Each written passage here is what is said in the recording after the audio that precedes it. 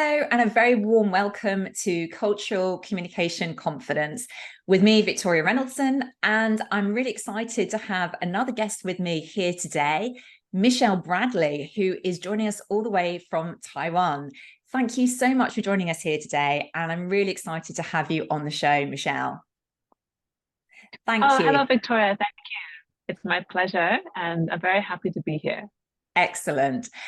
Well, I have been following Michelle for a while on LinkedIn. We've been connected for a while and building conversations. And I was really curious about a post that I saw recently where you were talking about the flavor of emotions. And that really struck me as a fascinating idea. And I thought this would be a great place to start. So would you like to just share with the listeners, what did you mean by the flavor of emotions? And what's that got to do with the CQ, cultural intelligence? Well, there's two important concepts, Victoria, in Chinese relationships. And the one is more well-known, which is called guanxi, which is like the pull and push of relationships and of doing favors, receiving favors. The other one is renqing wei, which is what literally would literally translate it as the flavor of emotions. And what that kind of means is that when you are communicating or working with people, you really need to care about the humanness, sort of the empathy of the relationship. So showing warmth and care and really thinking about the other person is very important in this culture. It really helps to create a society that is, focused on more than just the individual. It has become more individualist than it was, for example, 20 years ago, but there definitely is that feeling of sort of warmth and empathy that's embodied in the spirit of renqing wei, the flavor of human emotions. That's fantastic. I love that. And that's such an interesting idea, particularly at the current moment. And I think that's what really resonated with me when you hear so much about what AI is going to do for us and how much that is going to support our evolution, our human evolution. And yet to hear you talking about humanness and the importance of the flavor of emotions, that to me, I think is what really caught my attention. Yeah. Definitely. And I think that's an important point, how can we use AI and all of the technology that we have access to us to advance ourselves and advance our positions or our group positions, but also maintain that humanity. It's very important. Yeah, absolutely. And I know that the area that you really focus on is all around cultural EQ. And I'm really fascinated by this because I'm sure that many of the listeners know what EQ is, emotional intelligence. But I'm also aware that I work in this area that I call CQ, cultural intelligence. And then you talk about cultural EQ. So I'm quite interested whether you could just help define understanding what do you mean when you talk about cultural EQ? So cultural EQ is harnessing the power and the strength of the combined spirit of C and EQ, cultural and emotional intelligence. So why is this important? First of all, if you think about a highly emotionally intelligent person, for example, let's take three people. So you have a leader in Riyadh, Saudi Arabia, and then Chicago, United States, and then Tokyo, Japan. Those three leaders in their own environment could be considered highly emotionally intelligent. However, if they were suddenly moved to another place, for example, Kuala Lumpur or Stockholm, would that translate? So that's the question. And that's where the cultural intelligence comes in. So if you have already built your emotional intelligence as an individual or an individual contributor or as a leader, then you can, up your game. You can take it to the next level by understanding, all right, so how could I translate this emotional intelligence, this skill, to be more culturally suitable for the environment that I'm now in? And that doesn't necessarily even need to be a physical setting. You could be working virtually, or you could be working in, which many of us do, a multicultural environment. So it's kind of having the empathy to step back and say, oh, I realize that the way that I express myself, the way that I listen needs to be adapted towards the cultural situation. So that's the first part. flip it. So let's take it from the CQ as the starting base, the foundation. So if you are highly culturally intelligent, then is it just intelligence, which means is it knowledge?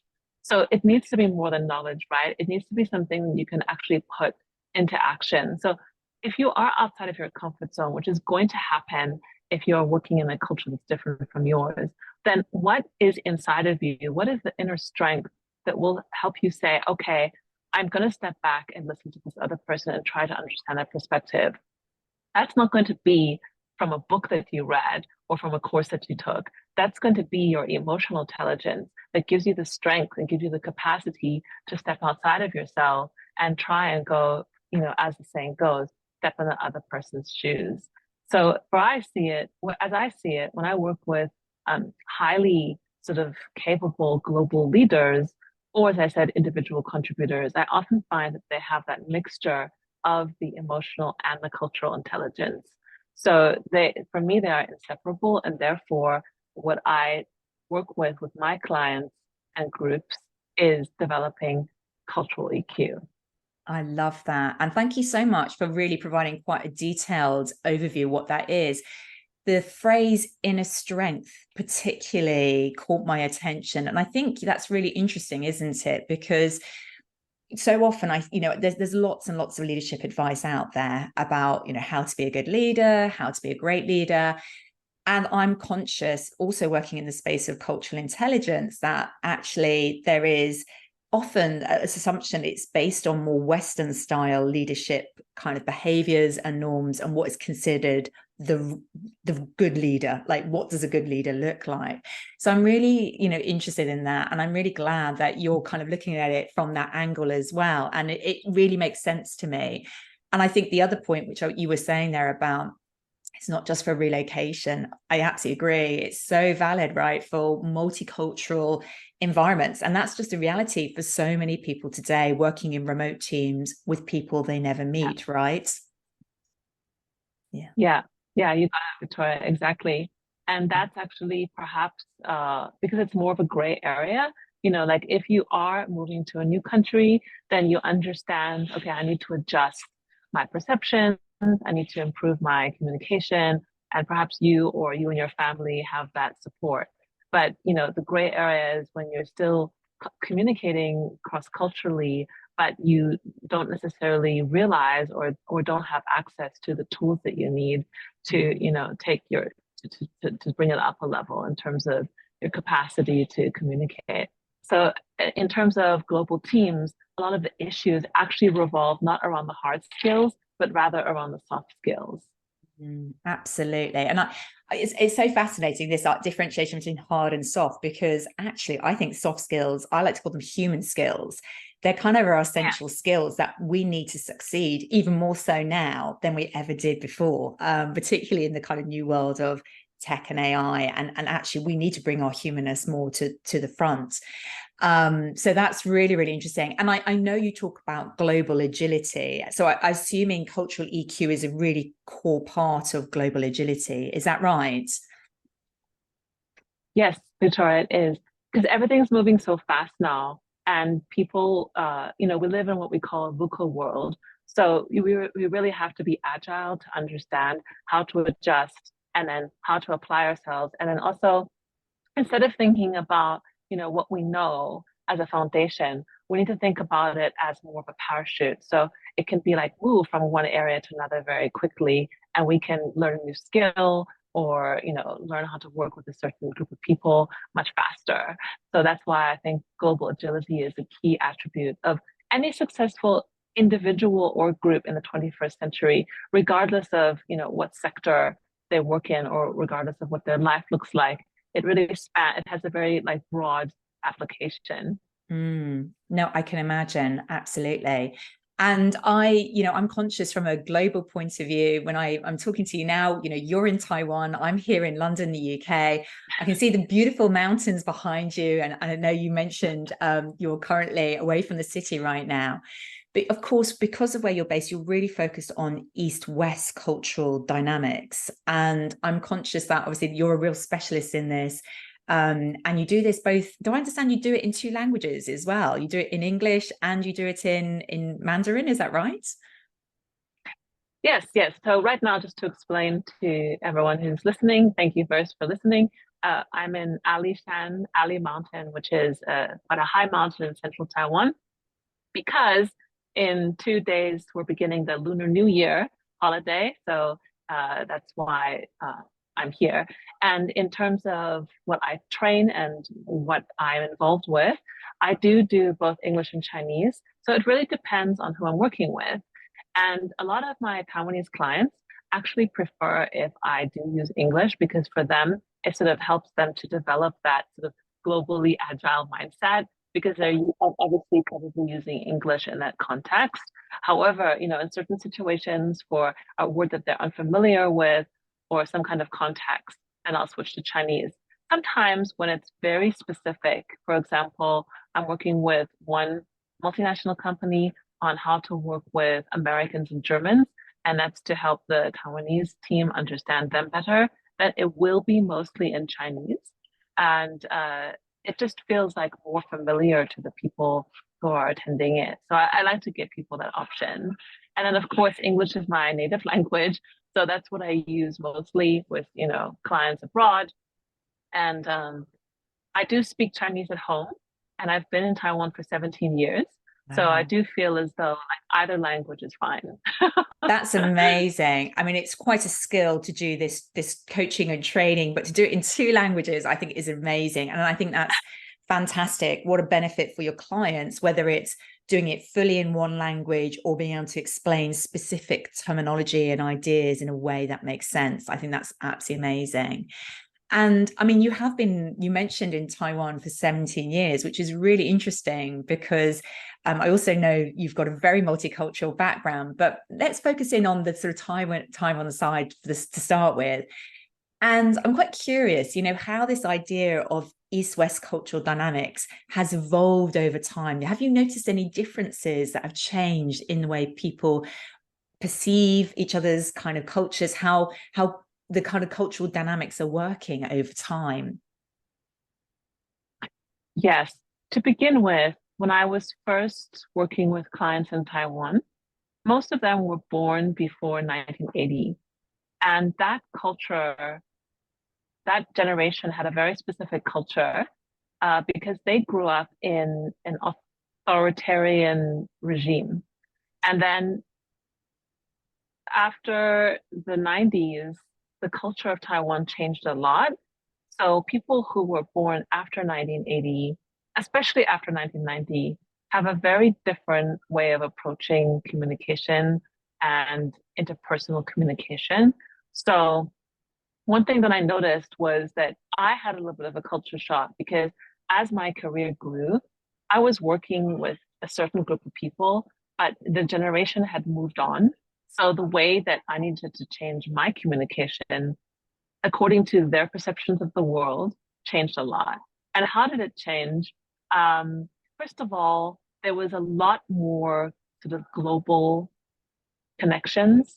A lot of my clients in Taiwan have studied abroad or they have lived abroad. And also the use of social media to connect has really changed people's perceptions of themselves, as well as what the possibilities are. So that's been very interesting. And then in terms of the West, I must say that when I first moved to Taiwan, most people would say, "Oh, wow, you live in Thailand. I love pad Thai," or something like that, right? But now it's like, "Oh, you live in Taiwan. Okay, I know this, this, and this about Taiwan," or "I visited," or "I have a coworker in London from Taiwan," or something. So I feel like people abroad have a much better understanding of it. And in general, I think the world has not stopped globalization. I know there's a lot of talk about like globalization being over, but from my perception, I would say that in terms of on an individual level, people are even more global than before. And there's a lot more sort of interest and acceptance and understanding of Asian culture. Although from my point of view, I must admit that where I am in Taiwan, Taiwanese people understand a lot more about other countries and the West than vice versa. So Mm. I think that's to their advantage. And one of the things that I really try to do is develop more knowledge of what it really is like to work and live and communicate in Asia with people who really haven't had the chance to live here or to study the languages or to, work closely with people from this region. Yeah, that's so fascinating. And I love that concept because the way you explained it is that culture is never static, right? The cultures are always evolving.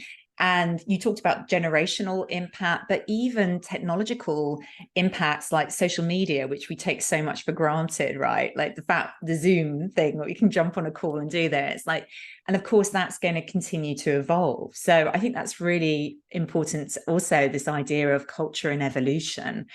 Um, so that's really, really fascinating. And this idea of globalization. So what's your view? Is globalization still continuing? Is there still that idea that there's more to do with globalization? Or it's just entering a different stage now? That's an interesting question. I think in terms of your average multinational company employee, what globalization means is different from 5 or 10 years ago. So what globalization meant at that time was more like upper management would have a lot of international experience, and then the local teams would have contact with a few key bridge people. So people who were sort of in between the different cultures. And then there would be maybe just the top level of management who would have access to intercultural training. So what I'm seeing now, Victoria, is almost like a democratization of that process, where instead of this intercultural or linguistic or sort of multicultural knowledge being only for a few, it's now sort of being dispersed into the organization at large, which means that leaders give the opportunity or need to pass the opportunity on to their teams to communicate directly with other teams or stakeholders in various cultures. So it's not like everyone are crossing cultures, several times a week or 5 times a week. And that's interesting in the sense that there's obviously a limited amount of knowledge from the beginning of these teams, which creates certain challenges. But it's also an amazing opportunity because it means that because there are these challenges, then there's an opportunity for solutions to be found. And those solutions can be found in many different ways, whether it's through training or coaching, or perhaps, very resourceful individuals taking the initiative to do it on themselves. But it's basically a whole new way of looking at interacting, at doing business, at communicating, which does not necessarily involve air travel. And I think that's quite exciting. Yeah, I think that's very, very interesting, actually, because there's been yes, I noticed that as well from my perspective where I sit in the UK, but that idea of relocation being about senior leaders moving around the world, like it doesn't quite happen in that way anymore. And I think there's a lot less direct relocation in that way, people working more flexibly and also working much more virtually across the whole team, not just at the higher levels. And I think your idea of the democratization of that, cultural EQ or cultural intelligence is fantastic. I think that's a really great benefit and really valuable for everybody in the team. So that is fantastic. I think, a question that sort of relates to this is a question that I sometimes get asked by my clients, and I'm quite interested to get your perspective on this. So the thing that I often get asked is, well, how much should I adapt myself? Like, how far should I go? Should I be the only one adapting, or should they adapt as well? So I'm quite interested to get your perspective on this, about how far should somebody go to adapt their own communication style, behaviors to be more successful in the way that they're connecting and relating to their colleagues, their co-workers around the world. Sure. I think in anything related to cultural intelligence, the best answer is it depends. But then to go into more detail after the it depends answer, you know, there's that phrase that we often use when we are traveling or when we're sort of integrating into new culture, which is when in Rome, do as the Romans do, or in Chinese, 入境随俗. I think that's adapted in a little bit. You know, I've heard sort of versions of it is like everywhere you go, it's Rome, or other versions of that. But my perception is, you know, who holds the power and what does that mean to you? So, for example, let's say you are a British person, but you're working for a huge Chinese company, but your office is based in London. So that's an interesting situation because the global culture and the headquarters are being run out of China, right? But then you're located in London. So then the next question is, are you facing, you know, a British-based client base, or do you need to often connect with Chinese clients? Do you need to fly to clients? Do you need to fly to China? Is your boss from China, or is the whole team British? So I would probably say the first thing you need to do is observe a lot, ask a lot of questions, and assess, you know, what would be necessary for me in this role to be successful, to have win-win outcomes, and to generally make the people around you feel like you care and you're committed, and this situation or this job means a lot to you. And if you can really do that, then I believe that you'll find the answers to how little or how much you need to adapt. That's a really great answer, and I agree. It depends, but I like that idea that absolutely it's about, you know, the context, the people, the power dynamics, and what's going on. So I think that's a really great answer. So thank you. Moving on, Michelle. I mean, I know we've talked about your time in Taiwan, that you've been there obviously a substantial part of your life, but of course I understand that you have many different cultural experiences from your early childhood, and you lived in different parts of the world. So how did that influence you and leading to where you are now? Do you think that's what shaped your kind of interest in this area? Yes, so I grew up in a multinational family with an American father, a South African mother. I'd lived in New York, London, and Cape Town. By the time I finished high school, my university was in several cultures. My dad had been to university in Japan, so he had a very deep connection to Japanese culture. And when I was a teenager, he shared many books with me. For example, the Tao Te Ching and other sort of books about Chinese as well as Japanese philosophy. I think that had a huge impact.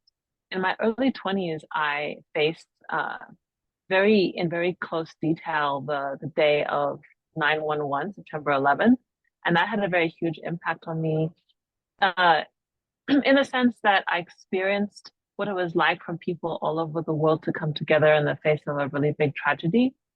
And the result of that was that I needed a way to sort of deal with that, and I connected a lot with yoga and breathing, which led me to doing, you know, yoga teacher training in first New York, and then going to India, actually staying in India for a year, continuing with yoga therapy. So I feel very lucky in the sense that a lot of experiences, whether they're at the time deemed good or bad, you know, we put these in boxes, but in the end, you know, they often change, has sort of helped me grow and develop. And I think my background allowed me to always understand that there's another side. So if you see a situation, or if you're feeling in a situation, a feeling about a situation in a certain way, from childhood, I was like sort of, there was this idea embedded in me, and it's like, that's just your perception. If you look beyond your perception, there's something else. And I think that's helped me a lot living here for so long, because, you know, there are situations where you definitely feel out of outside of your comfort box. Even after so many years, I still sometimes get culture shock, but it's like I'm able to sort of perceive it as something that's happening and observe it, and then, you know, learn from that rather than react to it. So I think I think probably, yeah, those experiences when I was young did help me gain the tools to be more resilient and also Mm. grateful. Yeah, I mean, goodness, that what a journey. And thank you so much for sharing that so honestly. And I think, I can see that idea of, look beyond your immediate perceptions is such a powerful concept. And I love that. I've got kids myself. I'm definitely going to be talking to them about that. I mean, that's powerful for us all at all stages of our life. And your thought as well that even now it's still possible to experience culture shock, even if you've been living somewhere for 17 years. I think that's really resonant for me because although I'm living in the country that I was born in and I've lived a majority of my life, I think it's that idea that it's always a journey. You're always learning. You're always finding out something new. And I think one of the things I'm very aware of is that I'm always learning something new with the people that I work with, whether they are leaders, individuals, whether they are teams. There's always something new to learn because the thing culture is not one dimensional, right? It's a very 3D concept. That's right. It's always changing and flowing, and that's what's really exciting, right? Because our jobs sort of give us the opportunity to always learn something new and to stay humble and curious. And I think that's really a blessing. Mm. Now, I know the name of your company is Elephant Communications. Is that right? Have I got that That's correct? I'm quite right. curious about this. So why elephants? And I'm quite interested in the story behind it. Okay, sure. Well, growing up partially in South Africa, I had the opportunity to see, the Big Five and other fauna in their natural environment, which was a really amazing experience. And I've always just felt that elephants are very special creatures. They have such wisdom in terms of how they communicate with each other, as well as compassion in terms of how they not only take care of each other, but as well as their environment. And I just think that they're such amazing creatures that people have a lot to learn from, as well as the fact that they exist in both Africa, which is one of the places that I grew up in, and Asia, which is where I live now. So I see also elephants as sort of cross-cultural. And in terms of the reason why I chose elephant communication, the first answer is because they embody that spirit of sort of that wisdom, intelligence, as well as natural empathy, which I think you need both sides in order to be a successful communicator.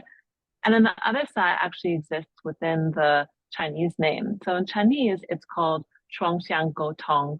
So shuang, the character, means double or both. And then xiang is elephant, but there's a play on words because it means direction. So in Chinese, when you read it, it looks like coming from both, communicating from both directions. But then the actual character is the elephant. So there is a sense in the name of the sense that, we're coming from two directions or we're from two different places, but we're, moving towards each other and finding a way to communicate, harmoniously and to find win-win outcomes. So I that's the love history of that. why I chose that name. Wow, what an amazing story behind the name. I didn't realize that. That's really curious to learn about that. So thank you so much for sharing. And talking of names, I mean, the name of this podcast is Cultural Communication Confidence. So thinking about that from the idea of cultural EQ that you're very much supporting, what would you say are the sort of key tips for listeners to take away, the key ideas for them to develop their own cultural communication confidence, to develop their own cultural EQ? Sure. Again, I would say it depends, depending on where you're from and what your needs are. If you are, perhaps a second language English learner, or you are in, where Victoria is, for example, the UK, and you're from another country, I would say the most important thing is to have confidence in where you are now and do something small every day or regularly that just helps you to keep building that confidence. And remember to always take risks and don't to be afraid of failure because you really won't grow unless you're willing to fail. Um, if you are a native speaker and perhaps you're going to somewhere else where you have to learn a new language other than English, or you're working with a lot of people whose second language is English, my suggestion would be to take a step back, listen more, ask more questions rather than share more of your own suggestions. Practice being humble, and also be willing to change your perspective and therefore grow a lot. It may not always be smooth or comfortable, but you'll really thank yourself after you've gone through the process. And then once you've done it for a while, you'll keep on growing, and then you'll realize that you actually are starting to enjoy it and you've become a different person. Fantastic. Well, gosh, what practical tips for people to take away. And thank you for giving two types of examples, because we do have listeners all over the world, literally. So that's really great to have that. So thank you so much for sharing that, Michelle. That's amazing. Well, you have definitely won the prize for joining from the most beautiful location. If you're watching this as a video, it's absolutely amazing. I don't think I've had any other guest join from such a spectacular location. But just before we finish up, if people are interested to learn more about what you do, what's the best way for them to get in contact? What kind of things are you offering right now that they could perhaps learn with you and find out more about what you do? Right now, I'm beginning a course for interculturalists, HR enthusiasts, coaches, trainers who are interested in East-West cultural communication, as well as for personal development and developing that psychological safety. It's called the Cultural EQ Coaching Circle. Our first session begins at the end of February. We'll be meeting for 5 months every 3 weeks. So if you are interested, you can get in touch with me on my website. All the information is right there at elephantcommunications.com. Or you can contact me on LinkedIn and send me a DM, a personal message. I'll get back to you. I also offer one-on-one courses and group trainings online and in person all over the world. And you can find me in the same places. I'd be happy to chat if you have any questions. That's great. Amazing. Well, Michelle, thank you. And we'll obviously make sure we put all the links in the show notes so people can follow you, connect with you, talk to you about the circle or anything else that you're offering right now. But thank you so much for joining us today. I really do appreciate it, particularly as I know you shared just before we started recording that actually you're on holiday today as part of the start of the Lunar New Year. So thank you so much for joining us. It's been an absolute pleasure to have you on the show. And thank you for sharing some really thoughtful perspectives all around cultural EQ. Thanks, Victoria. It's really been a pleasure. And this is a wonderful podcast. So I'm really happy that you created it, started it, and that so many people are getting benefit from it. So it was my pleasure to be here today.